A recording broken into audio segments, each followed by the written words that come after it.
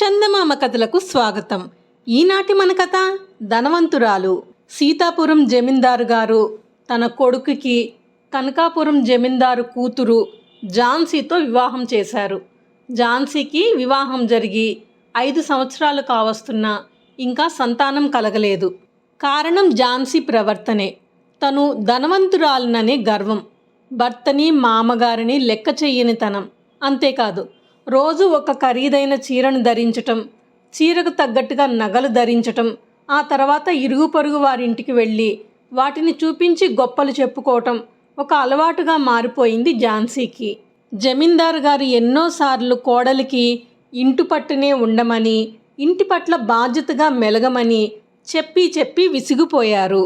ఇలా ఉండగా ఝాన్సీ ఉంటున్న వీధిలోకి లక్ష్మీ కుటుంబం అద్దెకి వచ్చారు. ఈ విషయం తెలుసుకున్న ఝాన్సీ ఒకరోజు లక్ష్మి వాళ్ళ ఇంటికి వెళ్ళింది. లక్ష్మి ఝాన్సీని చూసి పెద్దగా ఆశ్చర్యపోలేదు. ఎందుకంటే ఆ ఇంటికి అద్దెకి వచ్చే ముందే ఇరుగు పొరుగు గురించి తెలుసుకునే వచ్చింది. ఝాన్సీ వచ్చేసరికి లక్ష్మి కూరలు తరుగుతుంది. ఝాన్సీని అలా కూర్చోమని పీట చూపించింది. కింద కూర్చోవటం ఇష్టం లేని ఝాన్సీ నిలబడే తన కుటుంబ వైభవం, తనకున్న చీరలు నగలు గురించి చెప్పసాగింది. లక్ష్మి నవ్వుతూ తను చెప్పినదంతా వినసాగింది. ఝాన్సీ ఎన్ని గొప్పలు చెప్పుకుంటున్నా లక్ష్మి మాత్రం అందరిలాగా పొగడ్తలతో ముంచెత్తకపోయేసరికి ఝాన్సీ అసహనంతో ఇలా అంది. లక్ష్మక్క, నాకున్న బంగారం గురించి నీకు చెప్పాను, మరి నీకు ఏమాత్రం బంగారం ఉందేంటి అని అడిగింది. అందుకు బదులుగా లక్ష్మి, నా బంగారం బయటికి వెళ్ళాయి, 10 నిమిషాలలో వచ్చేస్తాయి, అలా పీట మీద కూర్చో అని మళ్ళీ పీట చూపించింది. లక్ష్మి మాటలు ఝాన్సీకి అర్థం కాకున్నా, ఓహో, వాళ్ళ ఆయన నగలు ఏదైనా పని మీద బయటకు తీసుకుని వెళ్ళారేమో అనుకుని అలానే నిలబడి ఎదురు చూడసాగింది.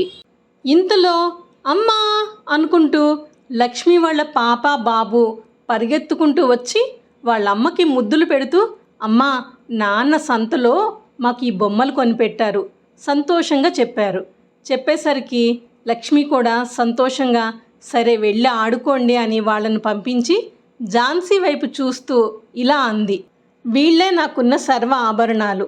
ఖరీదైన చీర కొన్ని రోజులకు పాతదైపోతుంది, ఇక నగలు తన స్థాయికి మించి మెరవవు. నాకున్న బంగారం మాత్రం విద్యాబుద్ధులు నేర్చుకుని పెరుగుతున్నన్ని రోజులు వారి విజ్ఞానంతో ప్రకాశించబడతారు. ఆ వెలిగే మా మలి వయసుకు ఒక దారి చూపిస్తుంది. నేను పిల్లలను చూసినప్పుడల్లా నా అంత ధనవంతురాలు మరొకరు లేరనుకుంటాను. దేవుడు ఇచ్చిన ఈ ధనము ఈ జన్మకు చాలు అని లక్ష్మి చెప్పేసరికి ఝాన్సీ కన్నీటి చుక్కలు రాలుస్తూ ఇలా అంది. మన్నించు అక్క, అందరూ మిమ్మల్ని అదృష్టవంతురాలని భాగ్యవంతురాలని చెప్పుకుంటున్నారు. ఆ మాట విని అదేపాటి భాగ్యమో చూచిపోదామని వచ్చాను. నిజమైన భాగ్యం ఎటువంటిదో ఈనాటికి నీ ధర్మమా అని తెలుసుకోగలిగాను. నాకు కమ్మిన మాయపొర ఇప్పుడు తొలగిపోయింది. నన్ను మన్నించు అక్క, ఇక వెళ్ళి వస్తానని చెప్పి ఇంటికి మళ్ళింది.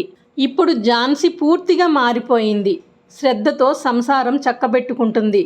పతిని భక్తితో సేవిస్తున్నది. మంచి పేరు గడించింది. రేపో మాపో మాణిక్యం వంటి కొడుకును కూడా కనబోతుందని తెలుసుకున్న లక్ష్మి ఝాన్సీ మునుపు ధనవంతురాలు, ఇప్పుడు భాగ్యవంతురాలు అని సంతోషించింది. అలా వెళ్లే ముందు ఛానల్ని సబ్స్క్రైబ్ చేయండి. నోటిఫికేషన్స్ కోసం బెల్ ఐకాన్ని క్లిక్ చేయండి. వీడియోని లైక్ అండ్ షేర్ చేయండి. మరిన్ని చందమామ కథల కోసం చందమామ కథలు ప్లేలిస్ట్ని విజిట్ చేయండి.